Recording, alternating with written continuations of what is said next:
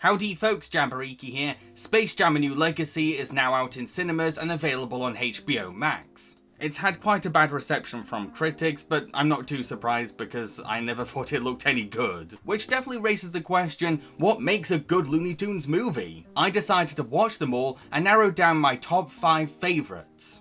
However, keep in mind that I won't be counting Tiny Toons How I Spent My Summer Vacation, because that's a different generation of Looney Tunes. And I've not seen Space Jam: A New Legacy yet, so that's not going to count either, I'm afraid. So I hope you're ready as I count down my top 5 favourite Looney Tunes movies. Number 5. Space Jam. When evil aliens threaten to kidnap the Looney Tunes for their theme park, the Toons decide to challenge these little space creatures to a game of basketball. However, the aliens end up stealing the talents of NBA stars, which transforms them all into giant monsters. Meanwhile, sports star Michael Jordan is playing golf with his friends, when he's suddenly dragged down a hole and ends up in the Looney Tunes world. Bugs explains his situation, and Michael agrees to help the Looney Tunes defeat the aliens in a game of basketball. Many hardcore Looney Tunes fans consider this to be the worst Looney Tunes movie. But you know what? After watching every single one of these films, I have to disagree. There are much worse. And Space Jam is actually one of the more watchable ones? No, really. Yes, Space Jam is a cheesy relic of the 90s that lacks the smart wit and clever dynamics of the classic cartoons. It's a very cynical film that was clearly only made to cash in on Michael Jordan's popularity at the time,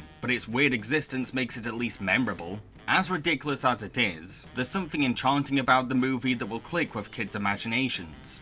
From the idea of a secret cartoon world that's hidden in a golf hole's tunnel, to a sweet scene where Michael's kids meet Daffy and Bugs in a magical moment of childhood innocence and wonder. Speaking of toys, you know all those mugs and t-shirts and lunchboxes with our pictures on them? Yeah?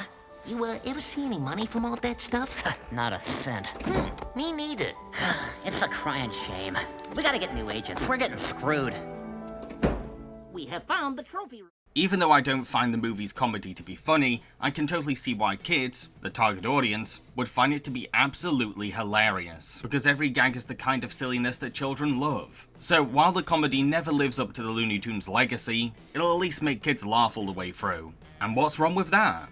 I also have to commend the movie for keeping up a lively momentum through the comedy. Most of the basketball game's energy comes from the film constantly throwing crazy ideas at the screen. Heck, the best part of the film is the animation. There's an elastic fluidity, creative enthusiasm, and expressive nature to all the cartoon characters. However you feel about the characters' portrayals, let's at least agree that they're interesting to watch. Even though the screenplay is scraping for content, the animators do their best with the material that's been given to them, and there's clearly a budget to back up their imagination. Yeah, it's not a great movie, but let's not exaggerate how bad it is. There's a reason it stuck with millennial kids and why it's gained a cult following. Number 4. The Bugs Bunny / Roadrunner movie. Most of the compilation films were pretty forgettable to me, but this is one that really stood out from the bunch. What makes it work as a clip show is how it finds charm in its simplicity. There's no bells or whistles, just an affectionate celebration of classic Looney Tunes and the chase formula. Having a laid-back, cool Bugs Bunny host the whole show in his luxury home adds some surprising class to the movie. I sometimes get the feeling that the entire population of the world is made up of people who want to shoot, fry, dice, or parboil rabbits and/or ducks. Yes, he's presenting wacky slapstick cartoons, but his fancy home gives the movie a gorgeous backdrop. He doesn't try to oversell anything or put on a big production. He just invites you into his beautiful home to wax philosophy over cartoon comedy, and then lets the animated shorts speak for themselves. The chosen cartoons for the clip show are fantastically picked out too. It really does feel like a best-of collection. So we get back-to-back classics that truly define the immortal legacy of the Looney Tunes shorts. A lot of the other compilation movies vary in quality for their clips. They're kind of mixed bags, but this one is packed with top-tier shorts that every Looney Tunes fan must see. Are there a couple cartoons in this film that I don't like? Oh sure, but there are way more bangers than duds. The compilation movies were a cheap way for Warner Brothers to make Looney Tunes feature films. But the Bugs Bunny / Roadrunner movie showed that clip shows could be polished, cultured, and witty. Number 3. Daffy Duck's Quackbusters. After the wealthy JP Cubish leaves behind huge riches to Daffy Duck, Cubish's ghost demands that Daffy spends his money on starting a helpful business. So the Duck sets up a paranormal investigation service. However, Every time Daffy behaves badly or abuses his staff, Qubish takes away some money from Daffy's millions, meaning that Daffy has to be the best boss possible to keep his riches. Quite a lot of the compilation films try to tell stories through their clip show format, but most of them don't really work because they're either poorly edited together or have an uninspired story. I think that Quackbusters is the only one that makes it work. It takes old cartoons about the Looney Tunes meeting monsters or facing ghosts, and cleverly ties them to Daffy Duck's business ventures. There's a different supernatural threat in every short that brings a variety to the paranormal investigations, while also sticking to a spooky theme that classic horror fans will love.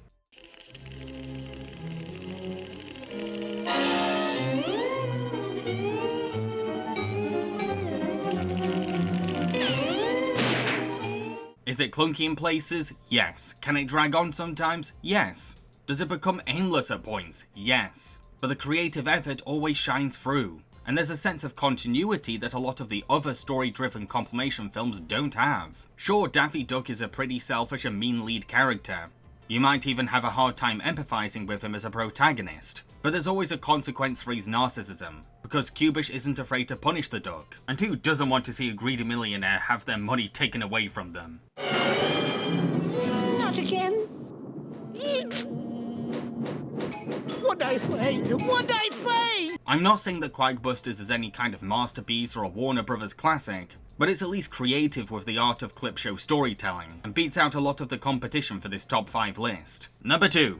Rabbit's Run. Based on the Looney Tunes show, Rabbit's Run is about Lola Bunny inventing a perfume using a legendary flower with invisibility power, and said fragrance attracts the attention of multiple parties. Lola teams up with Bugs Bunny to sell the perfume in Paris, but their trip to France is constantly interrupted by those who want to steal the bottle. Now, many fans of the Looney Tunes show don't actually like this movie, because it's like an alternate universe version of the series, resulting in a lot of changes that water down the appeals and quirks of the Looney Tunes show. While I can see where people are coming from, this is still one of the far more watchable Looney Tunes movies. It's like an animated tribute to classic 1950s romantic screwball comedies, with a dash of 80s action blockbuster thrown in.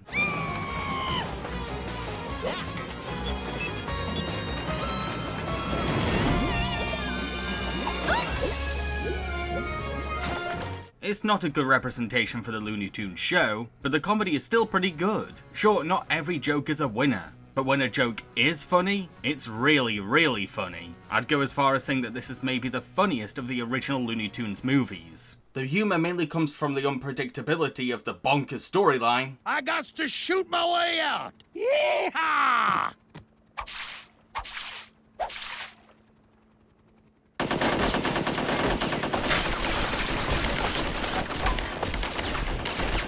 And the funny banter between characters. Follow that van. Whoa, man, I don't give people rides. What are you talking about? This is a taxi. Yeah, but it's for my transportation needs only. How do you make money? My salary. Taxi drivers don't make a salary. You only make money by giving people rides. Ah, that's why I'm broke. Bugs and Lola also have a strong chemistry. I found it sweet watching the sarcastic Bugs Bunny slowly warming up to Chatterbox Lola. It's not the greatest love story ever told or anything, but it's a cute lead romance for an action movie that gives the film some heart. Look at that. The most romantic city in the world. And thanks to your invention, it can all be yours. One night. What do you say? I don't have anything to wear. You do realize we'll be invisible. Rabbit's Run is not a flawless film. I mean, you can tell that it's been hindered by the limitations of being straight to video, because it's kind of rushed, the animation is standard at best, and the musical numbers are, well, tacky. I've got a smell in my mind, I'm gonna let it loose on the world.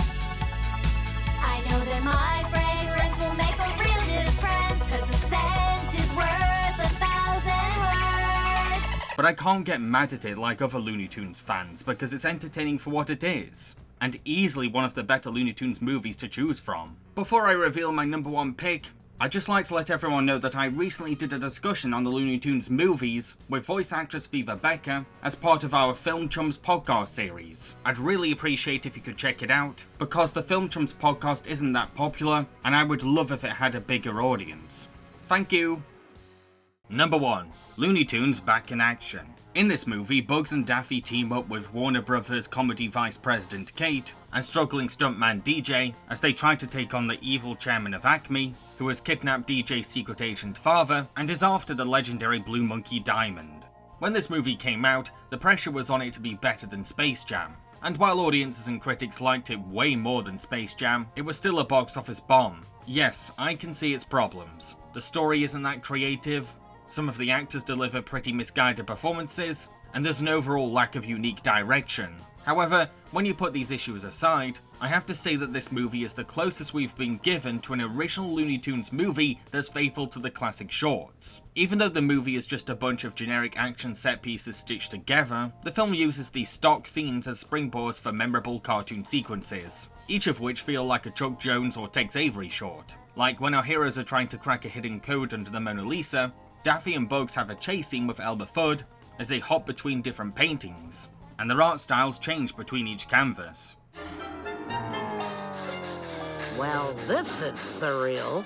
Stop or fire!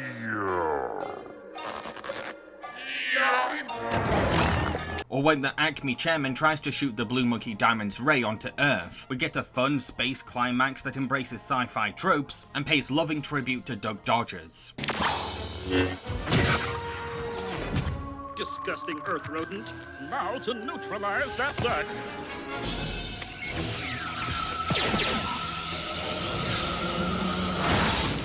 Oh, this can't be good. The comedy isn't just consistently funny, it also reaches a much wider audience than Space Jam. There's wacky hijinks to make kids giggle, meta humor for movie fans, and witty back and forth banter for more mature viewers. I'm telling you, Daffy, I heard the Warner Brothers say you were their best duck. Flattered though I may be, flattened I will not, in order for you to get the laugh. It's all woohoo, yuck yuck, and then bam wham bam. And your tail is on fire. Exactly my point. No, really, your tail's on fire. Some of the jokes are kind of dated in hindsight, but this is still one of the funnier Looney Tunes films. Could Back in Action be a better movie? Oh, totally. There's a lot of room for improvement, and it only scratches the surface of what great Looney Tunes cinema could potentially be. But director Joe Dante's fanboy love for the Looney Tunes is very obvious.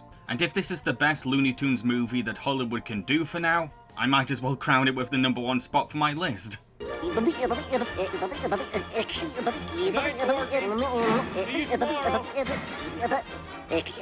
home, folks. In conclusion, a good Looney Tunes movie is memorable and well animated, humble and conscious of its legacy, creative and thematically strong, has a great sense of humor and a big heart, and most importantly, it should embrace cinema and be made with a love for these characters. All of the films on my top 5 list are okay at best, but all of them seem to contain remnants of a great Looney Tunes movie that we might get one day. So those are my choices for the top 5 Looney Tunes movies. Which would yours be? Let everyone know in the comment section below, and don't forget to click that like button. Cheerio, folks!